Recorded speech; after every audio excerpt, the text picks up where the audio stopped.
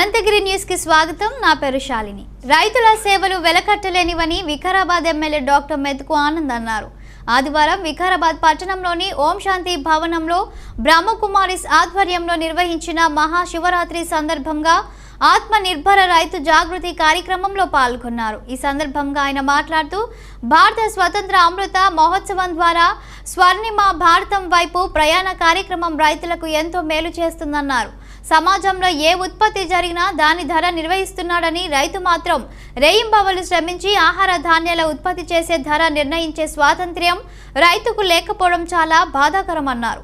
రైతు పండించిన పంటకు రైతు ధర నిర్ణయించే రోజులు రావాలని, అలా రైతులకు న్యాయం జరిగినప్పుడే వ్యవసాయం బాగుంటుందని, వ్యవసాయం రైతు బాగుంటేనే దేశం బాగుంటుందన్నారు.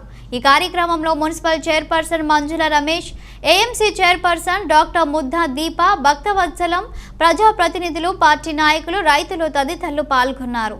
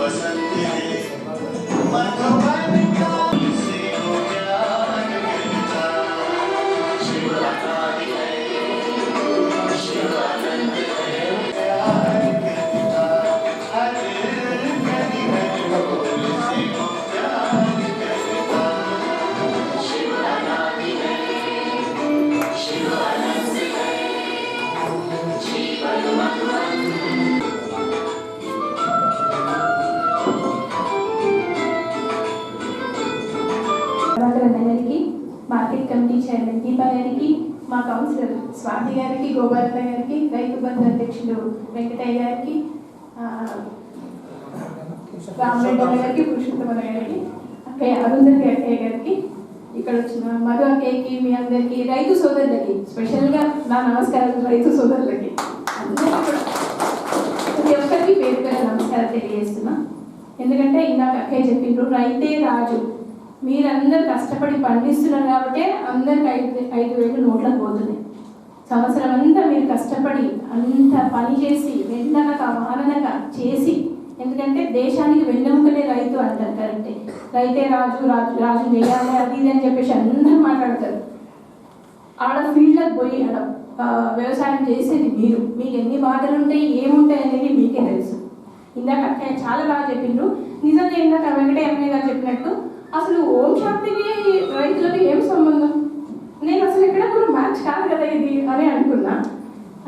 ఒక 16 వింగ్స్ ఉంటాయి, దాంట్లో వన్ ఆఫ్ ద వింగ్ రైతులది. అంటే రైతు సమస్యలు తీర్చడానికి వాళ్ళు కృషి చేస్తున్నారు, వాళ్ళు తెలుసుకొని చాలా సంతోషమైంది నాకు. ఓం శాంతిలో జరిగే ప్రోగ్రామ్స్కి చాలా మటుకు నేను వస్తూ ఉంటాను. అక్కయ్య గారు నన్ను ఇన్వైట్ చేస్తారు. అంటే 100% అంటే కాకుండా 90% నేనైతే ప్రతి ప్రోగ్రామ్కి వస్తూనే ఉంటాను. అన్నిట్లో కూడా అంటే ఇలాంటి సంస్థలు మనకి చాలా అవసరం.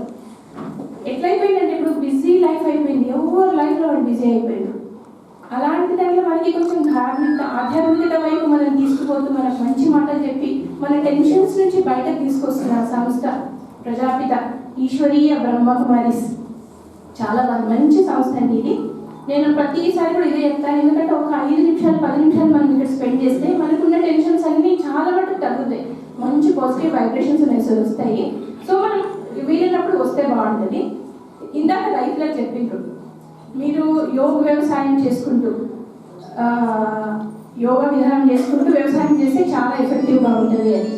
నిజంగా కూడా ఇప్పుడు వంట చేసేటప్పుడు చూస్తే మనందరికీ కూడా అనుభవంలో ఉంటుంది. మన మీద కోపంలో ఉండి టెన్షన్ ఉండి వంట చేస్తాం అనుకో, అది వంట సరిగ్గా కుదరనే కుదరదు. ఉప్పు ఎక్కువైతుంది, కారం ఎక్కువైతుంది కదా. అలాంటిది అంటే అదే ఉప్పు వేస్తాం, అదే కారం వేస్తాం, మరి ఎందుకు కుదరదు వంట? అలాంటిది అనమాట ఈ వ్యవసాయం కూడా. ఎట్లా అంటే మంచి యోగ వ్యవసాయం అంటే పాజిటివ్ వైబ్రేషన్స్ ఇచ్చుకుంటూ వ్యవసాయం చేస్తే ఆ వ్యవసాయం పండిన పంట కూడా చాలా మంచిది కదా. మరి మందులు కొట్టొద్దంటున్నారు, మందులు కొట్టకపోతే ఎట్లా మరి అని అనుకుంటుండొచ్చు మీరు.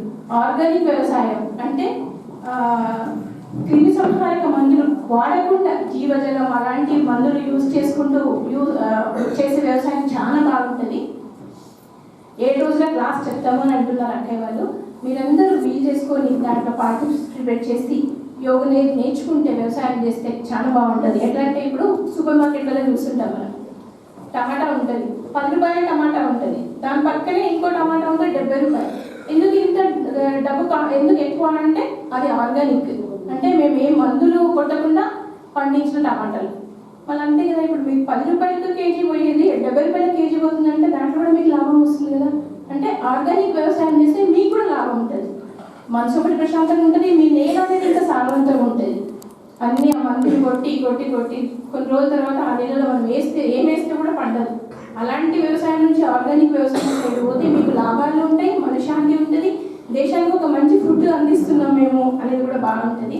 సో అందరూ కూడా వీలైనంత వరకు ట్రై చేయండి. Thank you so much. నేను ఇక్కడికి రావడం చాలాసార్లు వచ్చాను, నేను ఫస్ట్ టైం కాదు, ఇంతకుముందు కూడా రావడం జరిగింది. ఈనాటి కార్యక్రమంలో ముఖ్య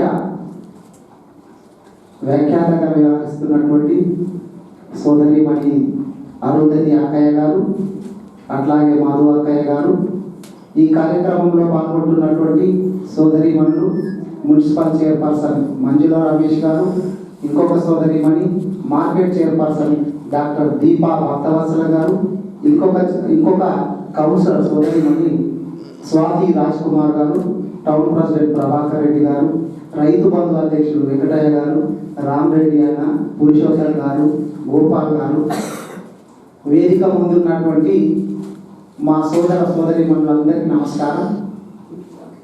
ఇక్కడ అందరూ రైతులే ఉన్నారా? ఇక్కడ వ్యవసాయం చేసేటటువంటి వాళ్ళు ఎంతమంది ఉన్నారు? వ్యవసాయం చేసేటటువంటి వాళ్ళు ఎంతమంది ఉన్నారు? చేయించేటటువంటి వాళ్ళు ఎంతమంది? చేసేటటువంటి వాళ్ళు చేతులు లేపండి. వ్యవసాయం చేసేవాళ్ళు, చేయించే వాళ్ళు కాదు నేను అనేది, వ్యవసాయం చేసేటటువంటి వాళ్ళు.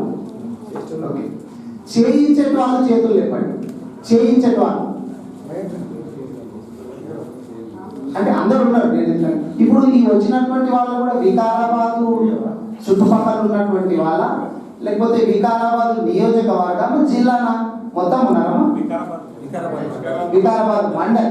వికారాబాద్ మండలానికి సంబంధించినటువంటి వాళ్ళే ఉన్నారు.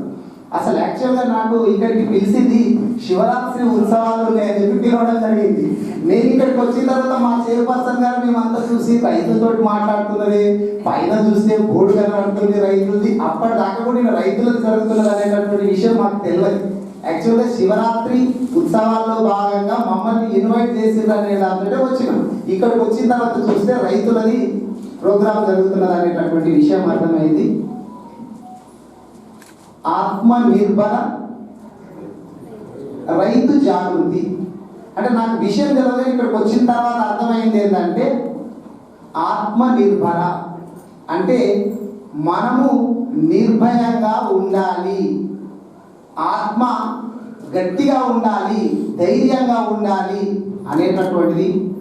ఎట్లా ఉండాలంటే ఆ రైతులకు జాగృతి అంటే మేల్కొల్పు, జాగృతి అంటే మేల్కొల్పు, తెలియని విషయాలను తెలియజేయాలి అనేది దాని ఉద్దేశం అని నేను అనుకుంటున్నాను. ఇక్కడ ఆ బోర్డు చూసిన తర్వాత దాని మీనింగ్ నాకు అర్థమైంది మాత్రం అది. అంటే ఒకరి శక్తి, మీలో ఇంత శక్తి ఉంది అని చెప్పేటటువంటి ప్రోగ్రాం కింద కూడా మనం తీసుకోవచ్చు. మనం అన్ని పదాలు వాడిన ఇందాక తను అరుంధతి గారు మాట్లాడినట్టు, అట్లాగే మా చైర్పర్సన్ గారు చెప్పినట్టు రైతు రాజన్నము, అన్నదాతనము, అవేనము, ఇవేనము, మీకు ఇంత ఉంది కానీ మనం ఎక్కడో చిన్న పొరపాటు చేస్తున్నాము, ఆ పొరపాటు నుంచి కరెక్ట్ సరి అయినటువంటి పద్ధతిలో పోవట్లేదు, ఈ పద్ధతి ద్వారా పోవాలి అనేది మీరు తెలియజేస్తున్నట్టు నాకు అనిపించింది. ఒకటి పద్ధతి కరెక్ట్గా పోవడం లేదు, ఇది సరి అయిన పద్ధతి అనేటటువంటి తెలియజేస్తున్నట్టు ఒకటి అనిపించింది. మీ లోపల ఇంత శక్తి ఉంది, మీరు అనవసరమైనటువంటి ఆత్మహత్యలు చేసుకోకూడదు, మీరు చాలా గొప్ప వాళ్ళు అని తెలియజేసినట్టు ఇంకోటి అనిపించింది. నేను విన్న తర్వాత అనిపించినటువంటిది. కానీ చాలామంది మనం చూస్తూ ఉన్నాం. మనం ఇప్పుడు ఒక సెల్ ఫోన్ కంపెనీ ఉంటుంది, ఒక టీవీ కంపెనీ ఉంటుంది.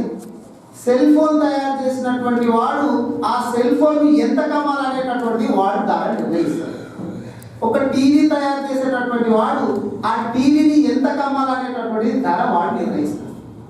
కానీ దురదృష్టం ఏంటంటే రైతు తయారు చేసినటువంటి పంటను మాత్రము రైతుకు ధర నిర్ణయించేటటువంటి అధికారం లేదు. అవునా కదా? ఇప్పుడు ఇందాక మనోళ్ళు చెప్పుకున్నది అదే. అధికారంలో ఉన్నటువంటి వాళ్ళు ఎవరైనా రైతులను ఆదుకోవాలంటే వాళ్ళకి ఏమి హక్కులు ఉన్నాయి? ఇప్పుడు ఇందాక మనం చెప్పింది ఏంటంటే ఒక వ్యక్తికి ఏదైనా కానీ రెండు విషయాలు ఉన్నాయి. ఒకటి హక్కు, రెండవది బాధ్యత. ఇప్పుడు మనం ఏం గుర్తు చేసినామంటే నీవు సరి అయినటువంటి పంట పండించాలి, ఆర్గానిక్ చేయాలంటే అనవసరమైనటువంటి ఎరువుల వాడకం చేయకూడదు, అది తప్పు, ఇది నీ బాధ్యత అని గుర్తు చేస్తున్నాం. అదే సమయం లోపల ఆయన హక్కు కూడా ఏంటి అంటే ఆయన పండించుకున్నటువంటి పంటకు ఎప్పుడైతే కరెక్ట్ ధర వచ్చి ధర నిర్ణయించేటటువంటి స్టేజ్ లోపల రైతు ఉంటాడో అప్పుడు రైతులు ఆనందంగా ఉన్నట్టుగా భావించాల్సి వస్తుంది. కరెక్ట్నా కదా? మీరు చెప్పండి. మరి ఇప్పుడు నేను చెప్పింది తప్ప? ఏ వస్తువు తయారు చేసినా కానీ ఆ వస్తువు యొక్క ధర ఆ కంపెనీ నిర్ణయిస్తుంది. మన చేతులు ఏం తీసుకొని మనం వేసుకున్న బట్టలు కావచ్చు, చేతికి పెట్టుకున్న వాచ్ కావచ్చు, ఉంగరం కావచ్చు, ఏది తీసుకున్నా కానీ ఆ కంపెనీలు మాత్రము ధర నిర్ణయించేటటువంటి అధికారం వాటికి ఉంటుంది. కానీ పంట పండించినటువంటి రైతుకు ఆయనే పండిస్తున్నాడు, కానీ దాన్ని నిర్ణయించేది మాత్రం వేరేవాడు. ఇది ఎప్పుడైతే సమాజం లోపల పోతుందో అప్పుడు రైతులు చాలా ఆనందంగా ఉంటారని చెప్పి నేను భావిస్తాను. మేల్కొలుపులు ఇట్లాంటి అవసరం. ఎందుకంటే ఎవరు చెప్తే వింటారు అనేటటువంటి సమాజం లోపల చాలా అవసరం. ఎవరు చెప్తే వాళ్ళు వింటారు కదా. ఇప్పుడు ఒక గ్రామం తీసుకుంటే అక్కడ పంతులు చెప్తేనే చాలా మంది వింటారు. ఎవరో చెప్తే ఆ రోడ్డు మీద పోయేటటువంటి దానయ్య చెప్తే వినరు కదా. ఇక్కడ కూడా ఈ బ్రహ్మకుమారీస్ వాళ్ళు చెప్తే వీళ్ళు మంచి మాటనే చెప్తారు అనేటటువంటి ఒక భావన కలిగించడం ఉద్దేశంతో ఇక్కడ చాలా పెట్టిందని చెప్పి నేను భావిస్తా ఉన్నా. ఎందుకంటే వీళ్ళు చెప్పేటటువంటి మాట వాస్తవాలు ఉంటాయి, వీళ్ళు నిజాలు చెప్తారు, మా రైతులు కూడా అర్థం చేసుకుంటారు అని చెప్పి దీని లోపల పెట్టినందుకు చాలా సంతోషము. మా రైతులు కూడా నిజంగా భావిస్తారు. అవునా చెప్పి ఇప్పుడు ఊళ్ళో పోయి నువ్వు అట్లా ఇట్లా అని చెప్తే వేరే వాళ్ళు వినకపోవచ్చు, కానీ ఆ ఊర్లో చదువు చెప్పేటటువంటి టీచర్ పంతులు చెప్తే మాత్రం వింటారు. అరే పంతులు కరెక్టే చెప్తాడు అనేటటువంటి మాట చెప్తారు. ఇక్కడ బ్రహ్మకుమారీస్ గారికి కూడా ఎంత మంచి పేరు ఉందంటే వాళ్ళు మన ప్రజాశ్రేయస్సు కోరే చెప్తారు అనేటటువంటి ఒక నమ్మకం ఉంది. మనం ఇప్పుడు చాలా సందర్భాల్లో కూడా చూసినాం, జాతి పిత అని చెప్పి అంటుంటాం. కానీ ఇక్కడ నేను ఇందాక బోర్డు చూస్తే ప్రజాపిత అని ఉంది. కొత్త పదం. మీరు మనం ఎంతమంది అబ్జర్వ్ చేసినా నాకు తెలియదు, చూడను చూసుకోవచ్చు అక్కడ. కానీ ప్రజాపిత అని ఉంది బ్రహ్మకుమారీస్ ముందు. అవునా? అంటే ప్రజలను తల్లిదండ్రులాగా చూసేవాళ్ళు అనేటటువంటి భావన నేను అర్థం చేసుకుంటున్నాను. అంతేనా కాదు?